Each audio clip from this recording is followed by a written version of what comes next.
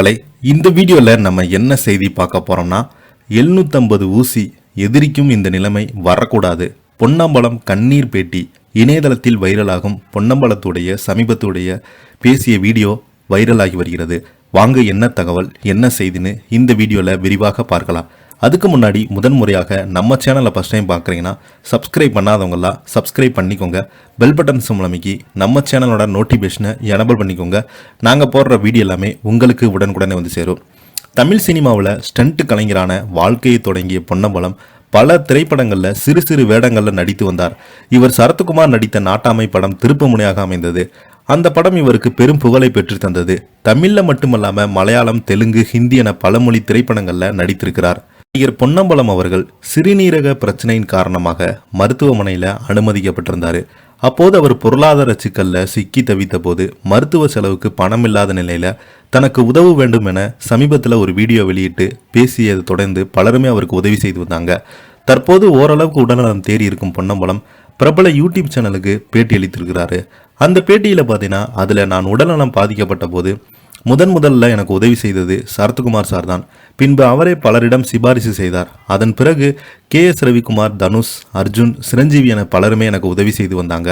அவங்களுக்கு எவ்வளவு உதவி செய்தாங்க என்பது என்னால் சொல்லவே முடியாது.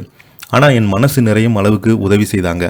சிறுநீரகம் பாதிக்கப்பட்டதை அதை தொடர் மாற்றம் செய்ய வேண்டும். இன்னும் 1 வருடம் தான், அதற்கு மேல் எதுவும் செய்ய முடியாது என்று சொல்லிவிட்டாங்க. ஏனென்றால் சிறுநீரகம் பாதித்தால் ஒவ்வொரு உறுப்பாக செயலிழந்து விடுமா. உலகத்திலே மிக கொடுமையான தண்டனை டயாலிசிஸ் செய்வதுதான். இந்த நிலைமை என் எதிரிக்கு கூட வரக்கூடாது. ஏன் இப்படி சொல்கிறேன் என்றால், ஒரு நாள் விட்டு ஒரு நாள் உடம்புல 2 ஊசி போட்டு உடம்புல இருக்கும் ரத்தத்தை எடுத்துவிட்டு டயாலிசிஸ் செய்வாங்க. இதற்கு கிட்டத்தட்ட 750 முறை நான் ஊசி போட்டிருக்கிறேன். இதை நான் 4 வருடமாக செய்து வருகிறேன். உண்மையிலே கொடுமையான விஷயம் இதுதான். நான் தொடர்ந்து மது குடித்தால் இந்த நிலைமை என்கிறாங்க. ஆனால் அப்படி கிடையவே கிடையாது. அதற்கு பின்பு வேறு காரணம் இருக்கிறது. சிறுநீரக மாற்று அறுவை சிகிச்சை செய்ய மிக கஷ்டப்பட்டேன். கடவுளின் புண்ணியத்தால் நான் இப்போது நன்றாக இருக்கிறேன். எனக்கு மறுவாழ்வு கொடுத்தது சிரஞ்சீவி சார் தான். அவங்க தான் எனக்கு கோடிக்கணக்கில் பணம் கொடுத்து உதவி செய்தாங்க. என் வாழ்க்கையில் முதல் பாதியில் எனக்கு சில கடமைகள் இருந்தது. அக்கா தங்கைகளுக்கு திருமணம் செய்து கொடுத்து விட வேண்டும் என்று அதை நான் செய்துவிட்டேன். அடுத்த நல்ல மனிதன் குழந்தைகளுக்கு அதுவும் நல்லபடியாக அமைந்துவிடும். அந்த நிலைமையில தான் நான் யாரையுமே கஷ்டப்படுத்த விரும்பலை. இந்த வீட்டில் ஒரு உதவியாளருடன் நான் தனியாக இருக்கிறேன்.